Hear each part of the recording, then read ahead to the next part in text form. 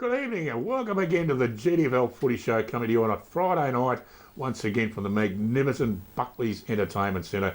And boy, is the footy season hotting up now. Great game last week out of Victoria Park. The 94.7 match of the day lived up to all the expectations with the Inverleigh Hawks and the Bannockburn Tigers. The Inverleigh Hawks taking the lollies on that one. A magnificent game indeed of local country footy, and it was just fantastic to see. Hello, I'm Dick Philpott. And once again, I've assembled some of the biggest names and brains in country football to eradicate, adjudicate, communicate, definitely not procrastinate. And of course, the first man who needs absolutely no introduction, but I do it anyway. He is the former mayor without the hair. He's the host of hashtag GiddyUp, 94.7 The Pulse, 12 o'clock every Saturday afternoon. He is, of course, John Mitchell. Good evening, John. Good evening, Dick. How are you and viewers? It's great to be here once again on a Friday night. Great to be above the ground, mate. It certainly is. I'm happy every morning I wake up. Yeah, it's a great feeling, isn't it? Well, it's a great feeling. And of course, another man who needs absolutely no introduction either. The mums love him. I know Rosemary loves him. He is the Lithuanian lover. And of course, we know him as the greatest football scribe in the modern world as we know it today, Alex Tagani.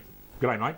Don't all get up at once. Thanks for that, gentlemen. We need canned applause on this show, don't we? We do. All going to cheer. Well, the studio audience, we can fit a few behind the cameras, maybe. Well, there's about a dozen in here watching us, but it's hard to fit it in sometimes, I know. It's hard to talk with a chop in your neck. That mixed grill, Dick, at the Buckley's. Oh, mate, you got to do the sizzling prawns, mate. What? Sizzling prawns, hot pot prawns. In one of the booths? You can go in the booths. Magnificent they are. Watch TV. Yeah. Love it. Love it, mate. All right, okay. Now, we caught up last week, of course, with a magnificent game out of Victoria Park with Inverleigh Hawks and the Bannockburn Tigers. The boys caught up with the coach of the Inverleigh Hawks doing a magnificent job, Mark McDowell. Righto, we're here with the super coach, Mark McDowell. Mate, before we talk about anything, that's what we come to the footy for. Yeah, it was a great game of footy when it was, we got a handy break on them early. We were playing really good footy. They worked their way back in it and just kept biting at our heels all day and were threatening all day. It was a nerve-wracking day. But when they did look like they were going to overtake you, you were just able to sneak back and kick a couple of goals to hold them at bay. Yeah, I felt like at three-quarter time that they needed to kick 4 goals to win the game.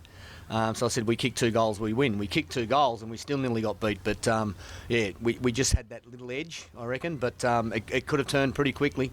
Yeah, well, I thought the same too. But, look, at quarter time and even through the second quarter, it got a bit spiteful. The two teams don't like each other much. I heard you yell out, focus on the scoreboard, focus on the footy. I know Riccardi probably said the same to his boys. In the second half, not even a niggle. Everyone just cracked in and went for the footy. Yeah, look, I think we got off to a really good start. We were playing our football the way we wanted to play. Then a few niggles started. The context of the game changed. Some of our blokes took their head out of the game, broke their concentration, which is why I was trying to refocus them back on the scoreboard. And I think it took us a while to readjust to that. Mate, you're sitting on top of the ladder. We've all been talking Bannockburn and we always talk Bellpost Hill. But I wouldn't ask any other coach this question. I'm going to ask you because you're fair income. You would now, after that, sitting on top, at this stage, have to be premiership favourites right now. Oh, look, I've felt all year that we would be a chance of winning it. And I said to the fellas today, we play a lot of games that are easy games, which really doesn't really show us much.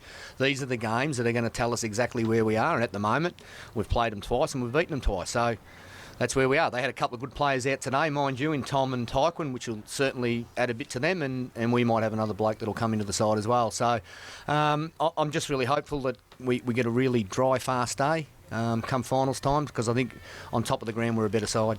Well, both sides had loved the open range football, but today it was real tight and in tight, and both sides just kept going at the ball. The courage shown was brilliant today for both sides. Oh, look, it was on all day. I thought the first quarter was as much pressure as I've seen in a Gdfl game. It was really intense, and I kept saying to the fellas, just keep at it, keep cracking it. It's going to drop off, but it didn't drop off. It went all day.